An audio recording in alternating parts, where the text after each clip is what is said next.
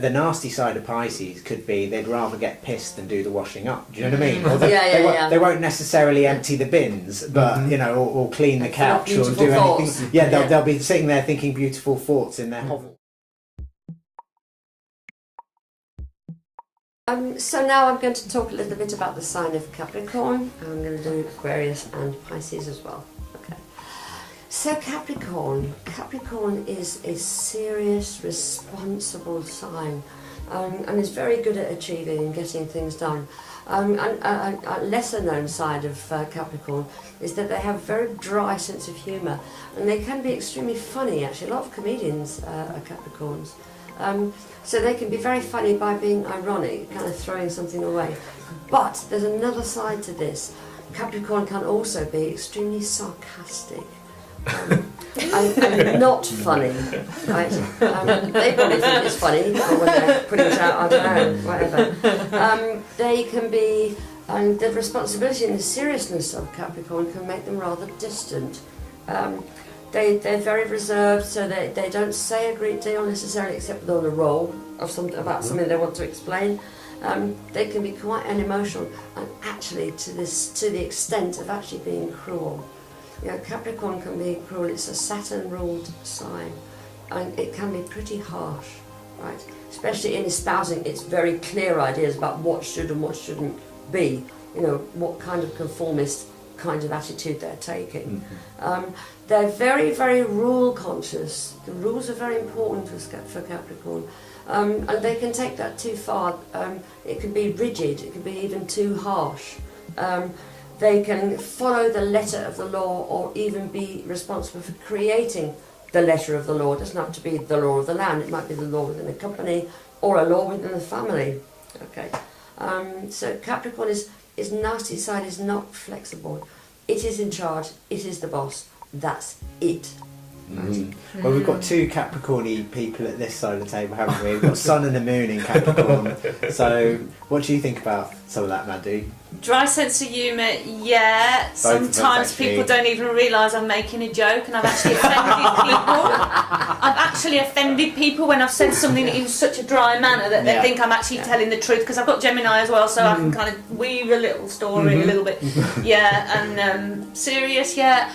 At work, I'm not necessarily in a position of authority, but I absolutely love telling people off. telling people what to do sometimes. Right. Well, as a Capricorn Moon, or I should say for this video, Capricorn Moon. as a Capricorn Moon, I think I'm not sure I love telling people off so much, but I definitely like my order, structure. Totally inflexible about the way things should be done. If there's something in the diary, it's happening on that day, and if it doesn't happen on the day, it actually offends me physically, and I can be really inflexible about that. So yeah, that's really I don't know, should I say something? I do have Jupiter and Mars in Capricorn. I try to join the club.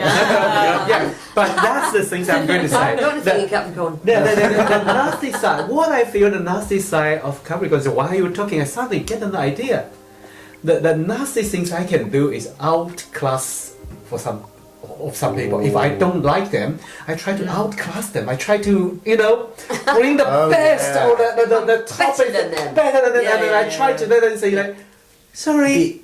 The ambition and a little bit of kind of not social snobbery like Libra, not overt, but attitude. Attitude, yeah. That could be, could be used in the nasty, frosty, cold. Yeah, I don't know about the sun and moon, but there's nothing sadder than a Capricorn that's lost their ambition. Nothing sadder. That's true. Yeah. That's true. Yeah. But sometimes they just been knocked down by life and can't pick themselves up again. But carry on and on and on and on and on and on and on and on and on and on and on and on and on, which gets me to the next point, that Capricorn can be a little bit boring sometimes. I was thinking, when are you going to stop it?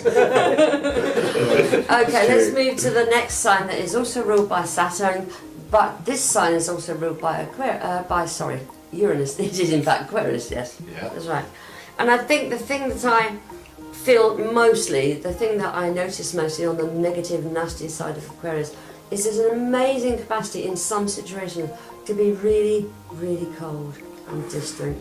Aquarius can act as if there's no emotion really involved. It can be ice cold, really, really distant, really, really not approachable, which is funny because at the same time Aquarius is a very friendly kind of sign, but it's not caring. It's compassionate, but not caring in a Cancerian kind of way. It's like, what people are saying, in terms of, it's caring in the abstract. Yeah, people's abstract caring. Yes, I mean, I've written down things like, this is not a sign that is fluffy or sentimental or emotional, or it can be.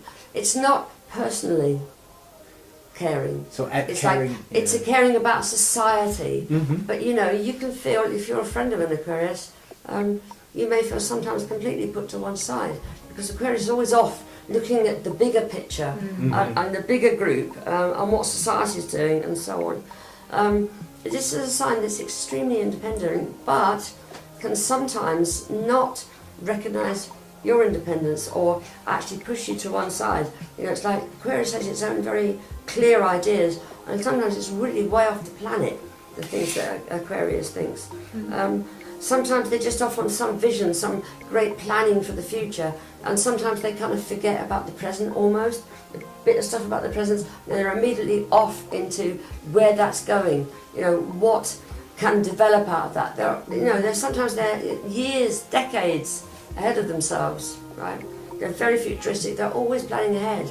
It's like I have a Capricorn friend who's got a great plan for what's going to happen in 5 years' time or 10 years' time, but hasn't really thought very much about what's happening now. Right? The idea of bonding activity might be sitting and watching a documentary together. Do you know what I mean? Yeah, it's true. Yeah.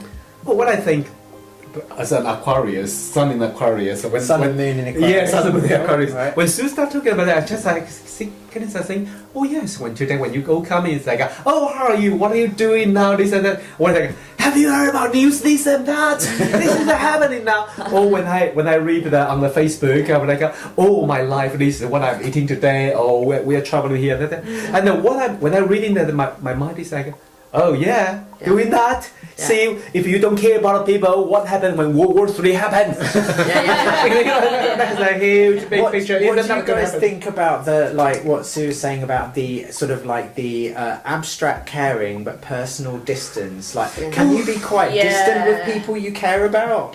Yeah, poor you.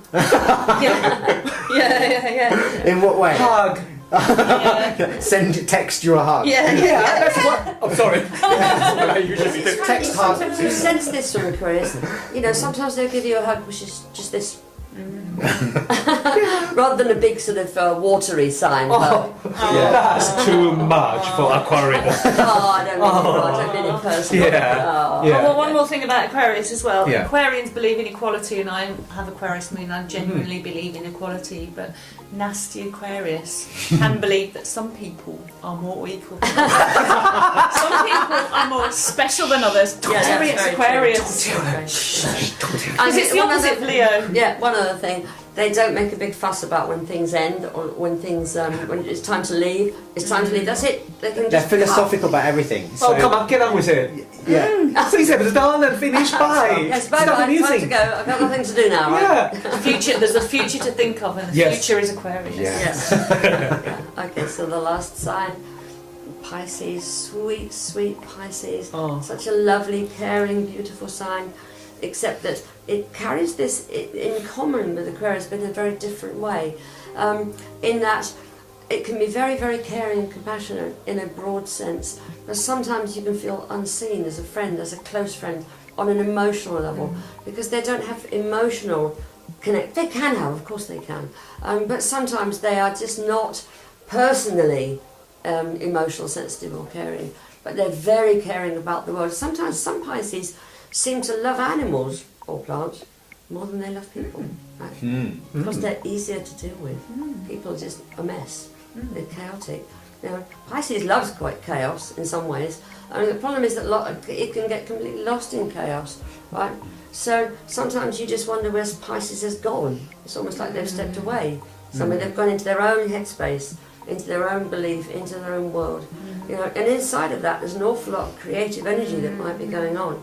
But actually, they can't split themselves in that respect in terms of, sort of sharing creativity.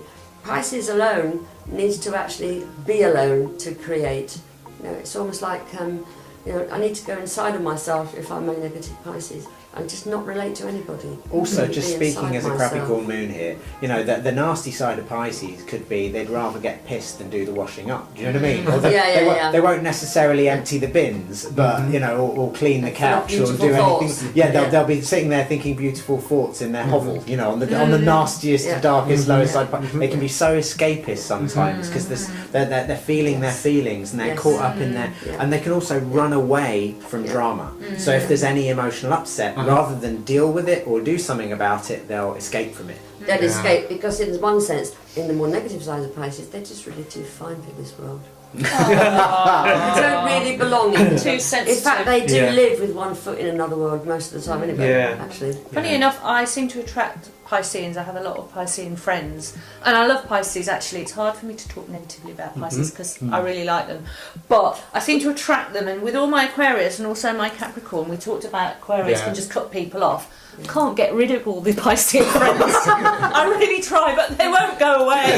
You know, they're kind of everywhere. You know, And they can get lost inside things. Actually, they can get lost, involved with other people's stuff too much in a broad sense. They can be terribly upset. You know, looking at negative things happening on television, which is all the time on the news. Right? Super sensitive. Sponges. They drain your energy. Oh yeah. Even I've known Pisces who sort of disown that part of themselves. Like somebody may have a Pisces sun that they don't see. They might think of themselves as incredibly rational and like, you know, they're no nonsense rational people, but they'll still have that part of them that will escape or run away if there's any drama. They'll evade it or move away. Evasiveness. Yes, evasiveness. Pisces, we love you. We love all of them. We actually like all the signs. But, absolutely. I love them all. Feeling the love.